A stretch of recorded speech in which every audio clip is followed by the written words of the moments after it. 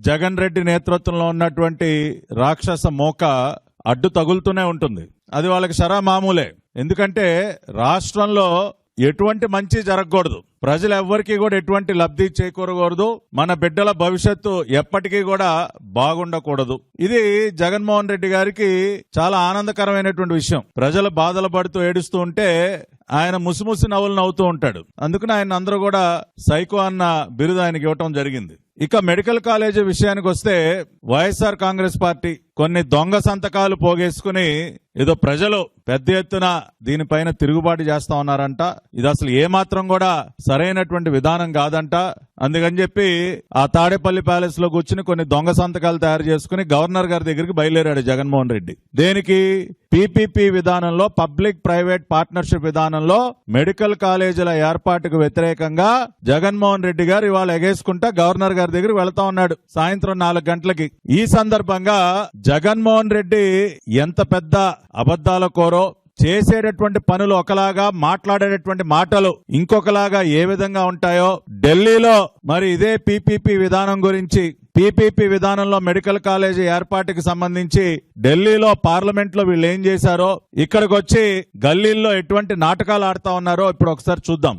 రాష్ట్ర ప్రజలందరూ కూడా గతంలో కూడా అనేక నాటకాలు చూశారు. జగన్మోహన్ రెడ్డి ప్రజల్ని మోసం చేయడానికి, నమ్మించడానికి ఆడినటువంటి అనేక దొంగ నాటకాలు గతంలో కూడా చూసాం. ఇప్పుడు మరొక నాటకం, ఢిల్లీలో ఒక మాట, గల్లీలో అద్భుతమైనటువంటి నాటకాలు ఇక్కడ. సో ఒకసారి వివరాల్లోకి వెళితే ఇప్పుడు నేను మీకు స్క్రీన్ మీద చూపిస్తున్నది standing committee on health and family welfare. వారు హెల్త్ అండ్ ఫ్యామిలీ వెల్ఫేర్ కి సంబంధించినటువంటి standing committee report number 157 dated 9th February 2024, ఫిబ్రవరి 9, 2024 పార్లమెంట్ లో హెల్త్ అండ్ ఫ్యామిలీ వెల్ఫేర్ కి సంబంధించినటువంటి స్టాండింగ్ కమిటీ ఇచ్చినటువంటి నివేదిక 157. ఈ స్టాండింగ్ కమిటీలో ఎవరు సభ్యులుగా ఉన్నారు, ఏమి రికమెండ్ చేశారో మనం చూద్దాం. ఇది ఒక్కసారి మీరందరూ కూడా గమనించాలి. ఇది స్టాండింగ్ కమిటీలో మెంబర్స్ గా ఉన్నటువంటి వారి జాబితా.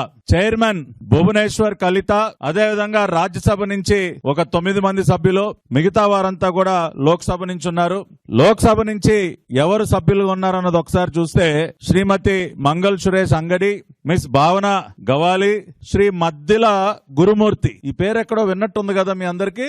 శ్రీ మద్దిల గురుమూర్తి, ఎం గురుమూర్తి, డాక్టర్ గురుమూర్తి మీ అందరికీ కూడా బాగా పరిచయం ఉన్నటువంటి పేరు, విన్నటువంటి పేరు. ఎవరి గురుమూర్తి గారు? తిరుపతి పార్లమెంట్ ఎంపీ జగన్మోహన్ రెడ్డి గారి వ్యక్తిగత doctor, personal doctor. Jaganmohan Reddy గారికి నిత్యం వైద్య సేవలు అందించేటటువంటి ఆయన పర్సనల్ డాక్టరు ఈ గురుమూర్తి గారు.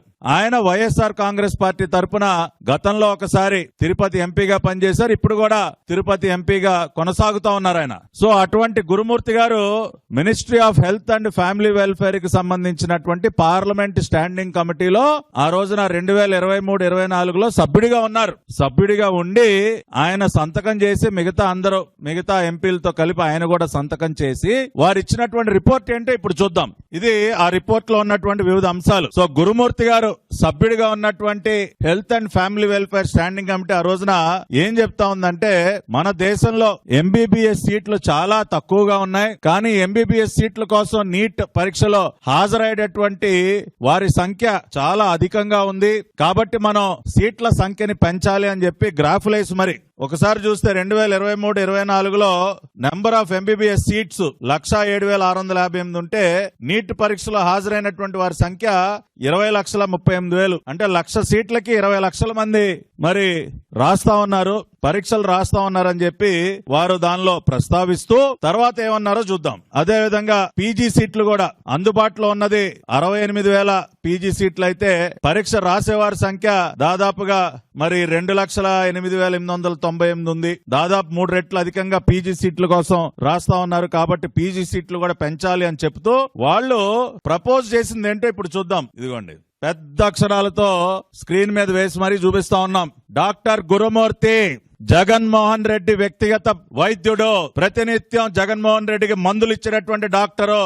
ఈయన గారి పాదయాత్ర అని చెప్పి ఆ రోజుల్లో రోడ్డు పైన వీధి నాటకాలు వేసినటువంటి సందర్భంలో ఈయనతో పాటు పాపం నడిచి ఆయన కాళ్ళకు ఆయింట్మెంట్లు రాస్తూ వాళ్ళ ఇంట్లో మనిషి డాక్టర్ గురుమూర్తి జగన్మోహన్ రెడ్డి ఇంట్లో మనిషి, జగన్మోహన్ రెడ్డి పర్సనల్ డాక్టర్. ఆయన health and family welfare standing committee సభ్యుడిగా ఉంటూ ఆయన ఏం చెప్పారు, వాళ్ళు ఏం రికమెండ్ చేశారు, encouraging private investment in medical education is another avenue to explore. Medical education sector లో ప్రైవేట్ ఇన్వెస్ట్మెంట్ ని ఎంకరేజ్ చేయాలి.